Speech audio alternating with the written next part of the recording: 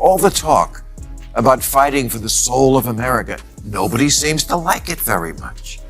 Too many liberals give the impression that to them, America is just a big ugh. The red, white, and ew. You know who's not constantly complaining about what happened 200 years ago and who's not obsessed with seeing America through colored glasses and shaking off the stench of what irredeemable privileged souls we are?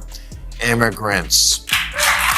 Bill Maher's sharp critique of parts of the left, especially their open contempt for the United States, clearly resonated with many people. After last year's election, a number of left-leaning voices openly cut ties with anyone they saw as being on the right, drawing an even firmer line between sides. Maher worries this mindset could split Democrats from within, weakening them at a critical moment. A recent episode of Real Time with Bill Maher raised this concern and invites us to think about why it matters so much right now. Too many liberals give the impression that to them, America is just a big ugh. The red, white, and ew. A country that started out bad and will always be bad, founded on an unrelenting history of sucking and unable to change. But we have changed a lot. But I am a perspective guy, and that's what too much of the left has lost, perspective. 72% of black people under 30 are optimistic about their future in America, way more than white people the same age. And as far as the land goes, yes, I guess we could change the name of Captain America to Captain Stolen Land. Bill Maher is at his best when he challenges a familiar storyline with facts that make people uncomfortable. For years, many black liberals have argued that their opportunities keep shrinking and that true freedom in America remains out of reach. It's a bleak picture, repeated so often that it's rarely questioned and slowly becomes accepted as truth. Maher takes a different approach. Instead of relying on slogans or online outrage, he turns to real-world data to push back. Then the figures he shares suggest that this outlook isn't entirely correct. They show that many African Americans feel hopeful about what lies ahead, believe their lives are getting better, and most importantly, say they wouldn't want to live anywhere else in the world. This doesn't mean real problems don't exist or that racism suddenly disappeared. What it does mean is that America is far less hopeless and far more layered than activists and media voices often suggest. Maher's point comes through clearly. Stories built on fear may grab attention, but they don't always tell the full truth. Honestly, to all the people who start every public event now with one of those land acknowledgements, where they say, I'm standing on land that was stolen from the proud indigenous people of the Chumash tribe, I say either give it back or shut the up. Maher doesn't soften his stance at all. It's clear he's tired of defending what he sees as hollow, performative politics on the left. He zeroes in on the contradiction with sharp accuracy. At public events, people begin by announcing they're standing on land once owned by a Native American tribe, then stop there. If that claim truly matters, Maher argues, return the land. If not, stop pretending. His point isn't to attack Native Americans. Instead, he's calling out how ridiculous the ritual has become. These scripted statements change nothing, require no real effort, and exist mainly to make the speaker look morally superior rather than to bring about fairness. As a result, the practice comes across as empty and, frankly, meaningless. Real responsibility demands sacrifice, not carefully read apologies from a screen. In Maher's view, modern woke politics has turned into a loud, chaotic display of self-praise. He sees it as a collection of empty gestures designed to protect powerful people from real consequences while letting them feel virtuous. And he's clearly reached his limit. But again, something like the free market is kind of synonymous with America. And if you don't like it, I don't know how you can say you love this country. You know who loves this country? You know who's not constantly complaining about what happened 200 years ago and who's not obsessed with seeing America through colored glasses and shaking off the stench of what irredeemable privileged souls we are? Immigrants. For many immigrants, simply reaching America brings a deep sense of appreciation. Even with its imperfections, the country represents their strongest chance at a better life.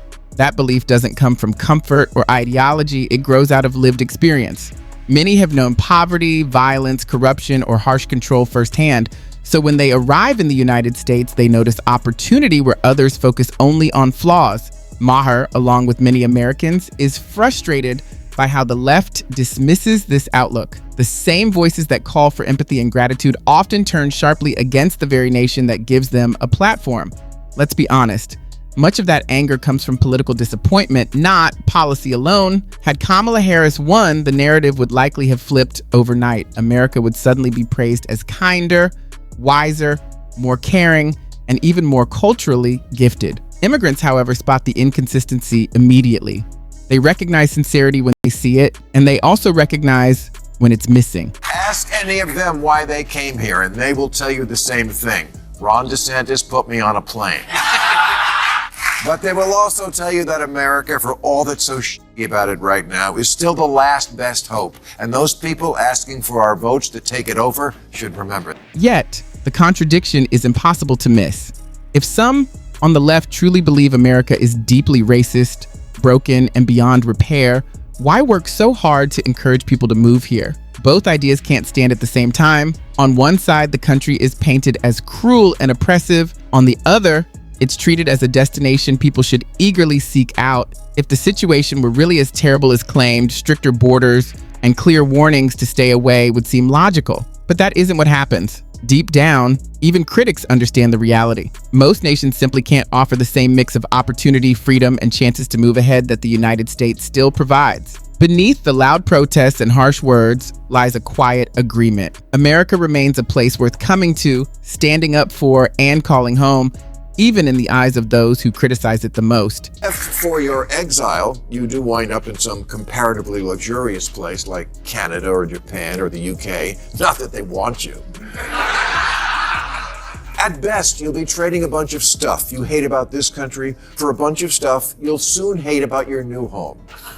It took me only 4 days in Amsterdam to learn that while I admire Amsterdam, I don't want to live there. The buildings are cramped and shaped like needles. The food is awful. The TV's in a different language. It's wet and cold. The people are polite but cold, and they do a bunch of weird. The explanation for, according to my friend, was just remember they're high. When you strip away the noise, the fake outrage, and the nonstop moral showmanship, one truth stands out clearly. Life in America is still something special. It isn't flawless, and it certainly deserves criticism at times, but it remains fundamentally different from much of the world in ways that truly matter. Americans enjoy rare freedoms, speech, protest, fair trials, and the chance to move ahead that many people elsewhere can only imagine. These freedoms are precious, easily damaged, and often overlooked by those who benefit from them most. That blind spot is exactly what fuels Bill Maher's frustration. You can't honestly call a country evil while fully relying on the rights that others around the world risk everything to obtain. If you can criticize leaders, organize protests, mock the government, and even bend the rules with little fear of serious punishment, it's hard to argue you're living under oppression. Perspective makes all the difference. Immigrants see it clearly. So do people who have lived under real dictatorships. Many loud critics in America simply haven't. None of this means the country shouldn't strive to improve. It absolutely should. Progress matters, but real improvement starts with appreciation instead of contempt, and with honesty rather than exaggeration. The biggest danger facing America isn't constant mistreatment, it's complacency. Because life is relatively safe and free, many forget how valuable those freedoms are. And once that happens, losing them becomes far easier than anyone expects. Arbitrary detentions are widespread in Cuba, Ecuador, El Salvador, Nicaragua. If you're wondering how that's just like no cash bail, it's not. Many people tend to overlook this point, but it matters more than they realize. The freedoms Americans often treat as ordinary are not guaranteed in most other parts of the world. Even Europe, so often praised as more ethical or progressive, does not offer the same level of protection. In the United States, free speech is not something granted by those in power. It is a core right. You can criticize elected leaders, joke about powerful institutions, and express unpopular opinions without fearing that someone will show up at your door in the middle of the night. That contrast becomes clearer when you look beyond America's borders. In countries like Great Britain, laws allow authorities to investigate or respond to speech labeled harmful, provocative, or disruptive, even when no violence is involved.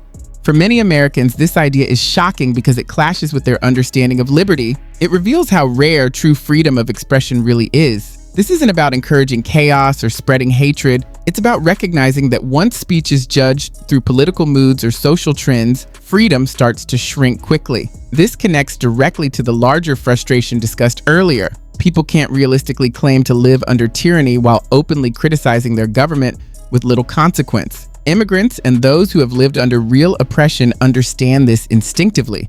They see opportunity and protection where others only see flaws. That doesn't mean America is perfect.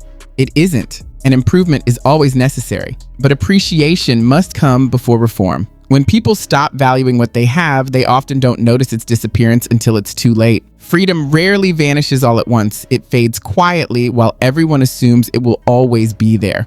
That's the message to remember. If you found this perspective helpful, feel free to support the channel by liking and subscribing for more content like this.